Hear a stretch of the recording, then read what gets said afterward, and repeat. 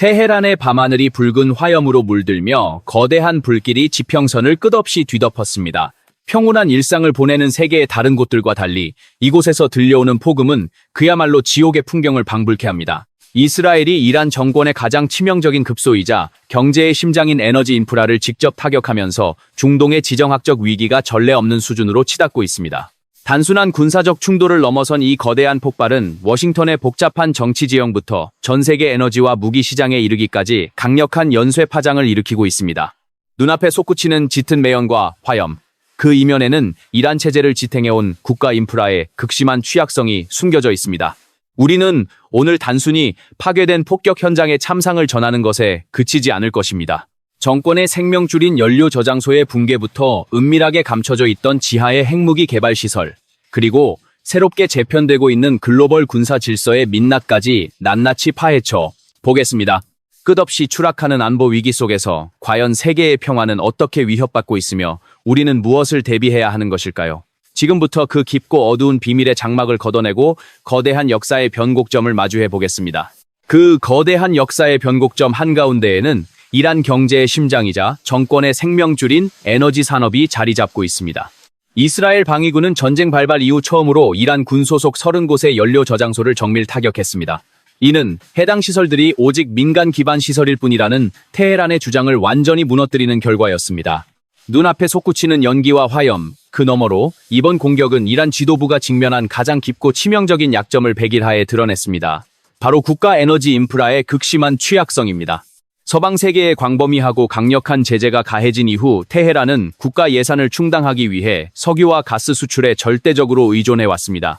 2025년 단 한 해 동안에만 이란은 하루 평균 200만 배럴에 가까운 석유를 수출하여 최소 400억 달러라는 막대한 수익을 거둬들였습니다. 이 거대한 석유 물량의 90%는 미국의 엄격한 제재를 피하기 위해 이른바 그림자 함대라고 불리는 은밀한 유조선들을 통해 중국으로 향하고 있습니다. 에너지 전문가이자 에코에너지의 최고 경영자인 아미스 모어 박사는 이러한 은밀한 무역이 이란의 위태로운 경제를 간신히 지탱하고 있지만 동시에 국가의 엄청난 손실을 안겨주고 있다고 설명합니다. 베이징은 자신이 테헤란의 가장 중요한 주요 고객이라는 사실과 그 영향력을 정확히 인지하고 있으며 이를 무기로 석유 한 배럴당 매우 높은 수준의 할인율을 강요하여 얻어내고 있습니다. 대서양 협의회의 수석 전문가인 조셉 웹스터는 이 상황을 더욱 깊이 분석하며 석유 수출이 이란 정권의 지역 대리 세력과 무장 단체들의 자금을 지원하는 핵심 원동력이라고 지적합니다. 동시에 국내로 공급되는 제한된 에너지 자원은 테헤란이 내부의 깊은 불만과 불안을 억제하는 도구로 사용됩니다. 즉 에너지 산업은 단순히 돈을 버는 수단을 넘어 이란 정권의 국내적 안정을 유지하는 가장 중심적인 역할을 수행하고 있는 것입니다.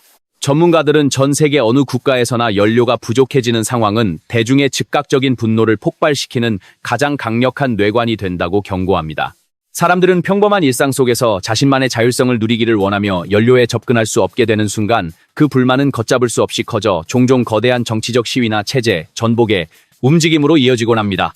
이란에서 이러한 위험은 결코 이론적인 시나리오에 불과한 것이 아닙니다. 불과 몇 년 전 이란의 주유소 배급망을 겨냥해 벌어진 대규모 사이버 공격은 전국의 주유소를 완전히 마비시켰습니다. 끝없이 늘어선 대기줄은 대중의 극심한 분노를 촉발했고 정부는 이를 통제하기 위해 엄청난 자원과 병력을 투입해야만 했습니다. 이제 국가의 중심 정유 공장이 위치한 반다르 아바스가 이스라엘의 주요 타격 목표가 될 수 있다는 절박한 위기 속에서 이란 정권은 연료 부족에 시달리는 수백만 명의 국민들이 지도부에 맞서 들고 일어날 수 있다는 끔찍한 가능성을 매일 마주하고 있습니다. 석유가 연일 국제 뉴스의 헤드라인을 장식하고 있지만 이란이 글로벌 천연가스 시장에서 차지하는 비중 또한 결코 무시할 수 없습니다. 이란은 약 34조 입방미터에 달하는 엄청난 천연가스 매장량을 보유하고 있으며 이는 전 세계 총 매장량의 약 17%를 차지하는 막대한 규모입니다. 그러나 이러한 자원의 축복에도 불구하고 이란의 국내 상황은 살얼음판을 걷듯 위태롭습니다. 이란 경제는 최근 몇 년 동안 끝을 알 수 없는 심각한 위기의 수렁으로 빠져들고 있습니다. 전국적으로 진행되고 있는 심각한 전력 부족 사태는 상황의 심각성을 보여주는 단적인 예입니다. 국가의 전력망과 발전소 인프라는 낡고 병들었으며 새로운 시설에 대한 투자는 거의 이루어지지 않고 방치되어 왔습니다. 천연가스는 이란 국민들의 일상생활에서 생존과 직결된 핵심적인 역할을 합니다. 국가 전체 전력의 약 80%가 바로 이 천연가스를 통해 생산됩니다. 멈추지 않아야 할 산업시설에 에너지를 공급하고 혹독한 겨울철 추위로부터 사람들의 집을 난방하며 압축 천연가스로 구동되도록 개조된 수십만 대의 차량에 연료를 공급하는 것도 모두 천연가스의 몫입니다. 따라서 단 한 번의 추가적인 가스 부족 사태만 발생하더라도 이란 경제는 치명적인 타격을 입고 완전히 마비될 것이 분명합니다. 이미 극도로 노후화된 전력망으로 인해 이란 정부의 각 부처들조차 순환 정전 사태에 대처하기 위해 근무 시간을 단축하는 촌극이 벌어지고 있습니다. 이러한 중동의 거대한 전쟁이 에너지 시장에 미치는 파장은 바다를 건너 미국 대륙에까지 도달하여 워싱턴의 지정학적 셈법을 매우 복잡하게 꼬아놓고 있습니다. 국제 유가가 배럴당 $100에 육박하고 미국 내 휘발유 가격이 단 일주일 만에 50센트 가까이 폭등하면서 미국 정부는 숨을 죽이고 상황을 예의주시하고 있습니다. 미국 유권자들의 표심은 휘발유 가격에 매우 민감하게 반응합니다. 만약 가스 가격이 통제 불능 상태로 치솟는다면 현재 집권 중인 도널드 트럼프 대통령의 지지율은 심각한 타격을 입고 급격히 하락할 수밖에 없습니다. 이러한 미국의 복잡한 내부 정치적 현실은 겉으로 드러나는 강경한 수사에도 불구하고 왜 이란의 핵심 석유 및 가스 산업이 아직까지 지도상에서 완전히 지워지지 않았는지를 설명해주는 중요한 열쇠가 됩니다.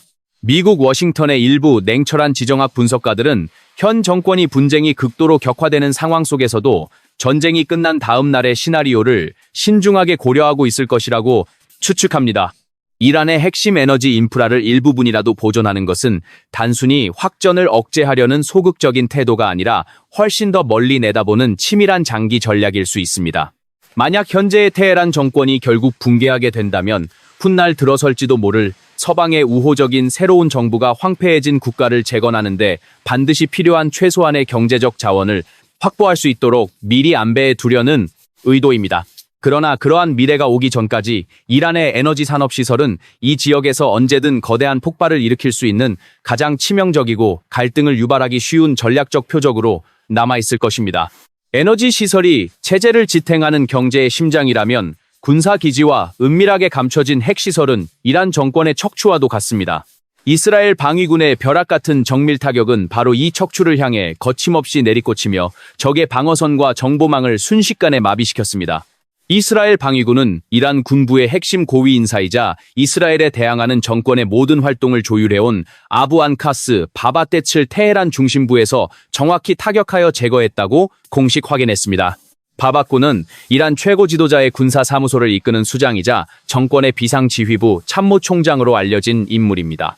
그는 현재 진행 중인 극심한 갈등 속에서 체제의 각기 다른 군사 조직들 사이에 긴밀한 협력을 이끌어내고 비상작전 체계를 가동하는 막중한 책임을 지고 있었습니다. 특히 그는 이전에 목숨을 잃은 전임자들의 빈자리를 채우며 정권의 군사적 결속을 다지는데 핵심적인 역할을 해왔습니다. 이스라엘 방위군은 그의 제거가 사자의 포효작전이라는 이름으로 시작된 이란 테러 정권의 고위급 인사 연쇄 제거 작전의 일환이라고 밝혔습니다. 이는 이란 지도부 내부에 심각한 혼란과 균열을 일으켜 그들의 군사작전 추진 능력을 근본적으로 꺾어버리는 치명적인 타격이 되었습니다. 이러한 인적 타격과 동시에 이스라엘의 군사적 압박은 이란의 전략 자산 전체를 향해 전방위적으로 쏟아졌습니다. 이스라엘군은 밤낮을 가리지 않고 하루 동안 테헤란 전역의 탄약고 50여 곳과 정권의 주요 군사 목표물들을 맹렬히 폭격했습니다.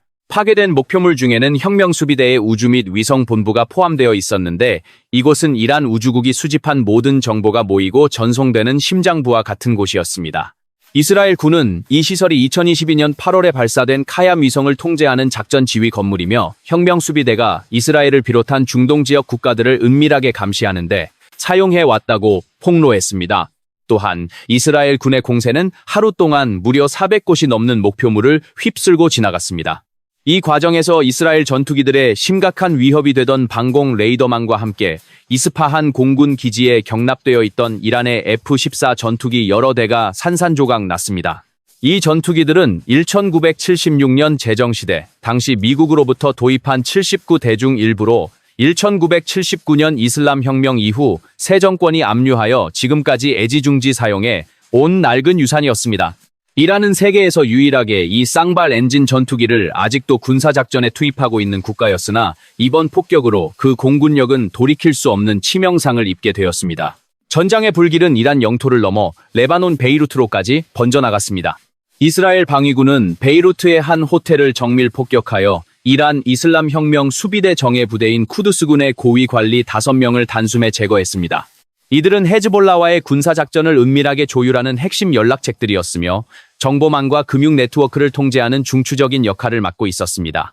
폭격으로 사망한 관리 중 한 명은 지난 한 해 동안에만 무려 7억 7천만 달러라는 천문학적인 자금을 이란에서 헤즈볼라로 몰래 빼돌린 테러 자금 조달의 핵심 인물이었습니다. 이스라엘 군은 이들의 죽음이 단순히 지휘관 몇 명을 잃은 것을 넘어 전쟁이 끝난 후에도 이란과 헤즈볼라 사이의 군사적 협력 체계를 영구적으로 훼손하는 길고 깊은 여파를 남길 것이라고 단언했습니다. 그러나 이 모든 군사적 타격보다 전 세계를 가장 크게 뒤흔든 것은 이란의 은밀한 핵무기 산업의 심장부가 처참하게 파괴되었다는 소식이었습니다. 이스라엘 방위군의 대변인은 브리핑을 통해 이란의 극비 핵무기 개발 시설을 완전히 잿더미로 만들었다는 충격적인 사실을 세상에 공개했습니다. 초기에는 이 시설이 이란의 핵 프로그램에서 차지하는 중요성에 대해 많은 의문과 회의적인 시각이 존재했습니다.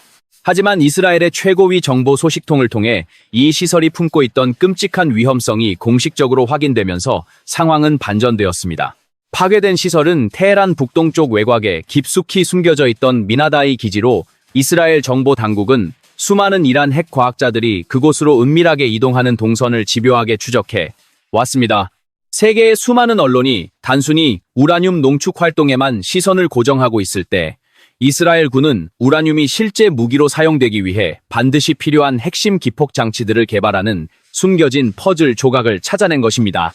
2025년 6월에 광범위한 공습을 통해 이스라엘은 이란의 핵무기 개발과 관련된 수십 곳의 핵심 부지를 초토화시켰으며 사실상 이란의 핵폭탄 제조 능력을 원점으로 되돌려 놓았습니다. 이 치명적인 공격은 막강했던 이란의 방어망에 거대한 구멍을 뚫어버렸고 군사적 열세에 직면한 이란 최고위층은 무너져 내리는 권력을 급히 다잡기 위해 안간 힘을 써야만 했습니다. 그리고 이 거대한 소용돌이는 결국 초강대국, 미국을 외교와 안보의 깊은 수렁 속으로 걷잡을 수 없이 끌어들이고 있습니다. 거대한 폭발과 파괴의 여파로 국방과 핵 프로그램이라는 이란 정권의 두 축이 무너져 내리자 지도부는 극도의 혼란 속에서 체제의 완전한 붕괴를 막기 위한 필사적인 권력 재편에 돌입했습니다. 그리고 이 피비린내 나는 권력의 진공 상태는 초강대국 미국을 걷잡을 수 없는 외교적이고 안보적인 소용돌이 한가운데로 거칠게 몰아넣고 있습니다. 이란 국영 매체들은 국가의 최고 권력을 결정하는 88명의 고위 성직자로 구성된 전문가위원회가 모즈타바 하메네이를 새로운 최고 지도자로 공식 지명했다고 다급히 타전했습니다. 그는 미국과 이스라엘의 연합 공습 첫날이었던 지난 28일 치명적인 폭격으로 비극적인 최후를 맞이한 아버지 알리 하메네이의 뒤를 이어 피로 물든 권좌에 오르게 되었습니다.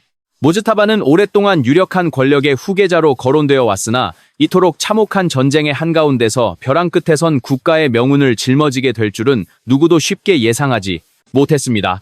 그러나 이 거대한 권력의 승계는 즉각적으로 서방 세계의 맹렬한 반발에 직면하며 새로운 갈등의 불씨를 당겼습니다. 도널드 트럼프 미국 대통령은 세습을 통한 새로운 최고 지도자의 임명을 결코 용납할 수 없는 도발이라고 규정하며 이란의 차기 지도자는 반드시 미국 워싱턴 백악관의 철저한 승인을 거쳐야만 그 정당성을 인정받을 수 있다고 강력히 경고했습니다. 이슬람 공화국의 최고위 관리들은 즉각 미국의 이러한 요구를 오만한 내정 간섭이라며 분노 속에 일축했지만 백악관의 경고는 결코 허세 섞인 빈말이 아니었습니다. 이스라엘 방위군 대변인 역시 전문가위원회의 선거가 열리기 직전 텔레비전 생중계를 통해 이란의 새로운 지도자와 그를 선출하는 과정에 가담한 모든 자들을 향해 피해 보복을 다짐했습니다. 이스라엘군은 독재 정권의 수괴가 사라진 후 테러 세력이 다시 전열을 가다듬으려는 어떠한 시도도 결코 좌시하지 않을 것이라며 이스라엘의 길고 날카로운 칼날이 새로운 후계자는 물론 그를 추종하고 옹립하려는 모든 이들을 끝까지 추적해 즉각적인 타격 명단에 올릴 것이라고 섬뜩한 경고를 날렸습니다. 이러한 미국과 이스라엘의 물러섬 없는 강경한 태도는 즉각적이고 치명적인 부메랑이 되어 전 세계에 널리 퍼져 있는 미국의 외교시설들을 테러 정권의 직접적인 타격 목표로 만들었습니다. 가장 뚜렷하고 심각한 위기의 징후는 중동의 심장부인 사우디아라비아에서 감지되었습니다.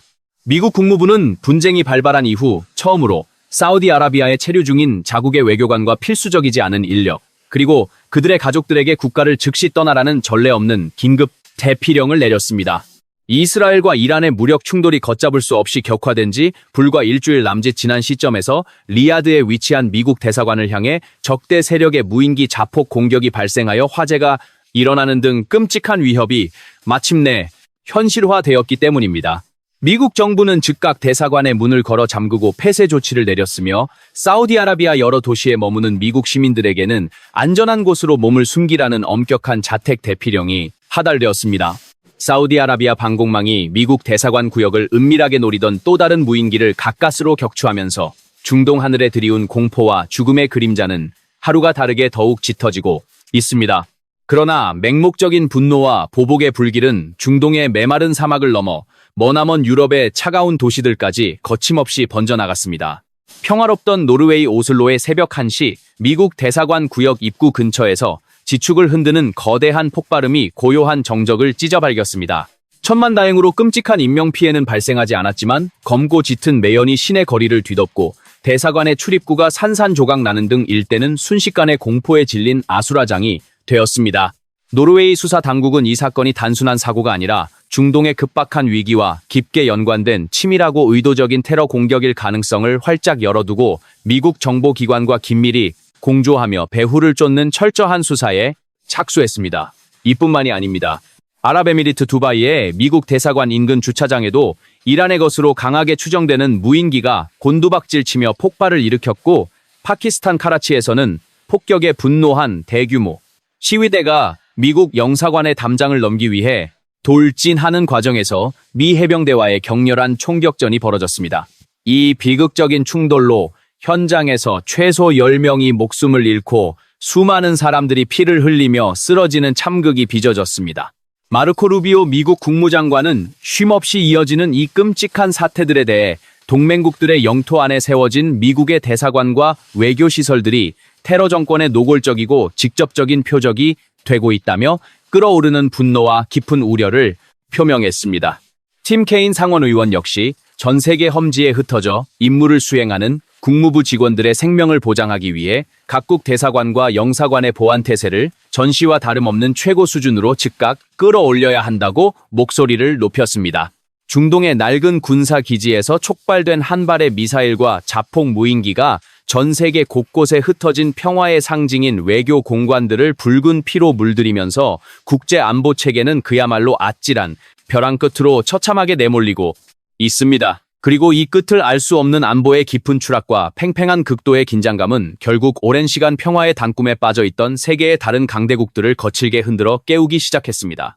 다가오는 거대한 세계 대전의 먹구름 앞에서 유럽을 필두로 한 전 세계는 수십 년 만에 가장 거대한 규모의 무기 확보, 경쟁과 숨막히는 군비 확장이라는 완전히 새로운 역사의 잔혹한 장으로 무서운 속도로 빨려 들어가고 있습니다. 전 세계를 뒤흔든 이 거대한 안보의 공백과 끝없는 테러의 위협은 결국 오랫동안 평화의 환상 속에 머물러 있던 유럽 대륙을 가장 먼저 차갑게 각성시켰습니다. 스톡홀름 국제평화연구소가 새롭게 발표한 무기거래 보고서는 이 끔찍한 연쇄 갈등이 어떻게 전 세계의 군사 질서를 근본적으로 뒤바꾸고 있는지를 명확한 수치로 증명하고 있습니다. 보고서에 따르면 유럽은 2021년부터 2025년까지의 기간 동안 전 세계에서 가장 거대한 무기 수입 지역으로 급부상했습니다. 이는 과거에 안일했던 국방 정책을 전면적으로 폐기하고 눈앞에 다가온 실질적인 안보 위협에 대응하기 위해 각국 정부가 앞다투어 막대한 예산을 무기 확보에 쏟아붓고 있기 때문입니다. 특히 2022년 발발한 우크라이나 전쟁과 러시아의 끊임없는 군사적 도발, 그리고 그동안 굳건하다고 믿어왔던 미국의 안보 공약에 대한 깊은 불신이 겹치면서 유럽 국가들은 스스로를 방어하기 위한 필사적인 군비, 경쟁에 뛰어들었습니다. 그 결과 유럽의 무기 수입량은 2016년부터 2020년까지의 과거 5년 기간과 비교했을 때 무려 3배 이상 폭발적으로 증가하는 충격적인 변화를 보였습니다. 과거 전 세계 무기 수입의 단 12%만을 차지하며 국방력 강화에 소극적이었던 유럽은 이제 전 세계 총수입량의 33%를 집어삼키는 거대한 무기고로 변모했습니다.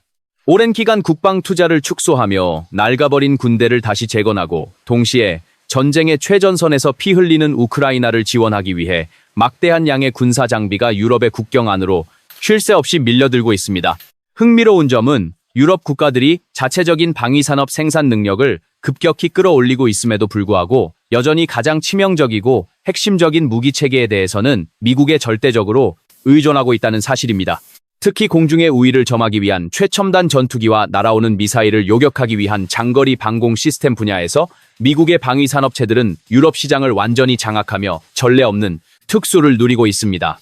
중동의 붉은 화염과 동유럽의 차가운 총성이 역설적으로 미국의 무기 산업을 더욱 거대하게 살찌우고 있는 셈입니다. 이러한 흐름 속에서 전 세계 무기 수출 시장의 지형도 역시 극적인 지각 변동을 겪고 있습니다.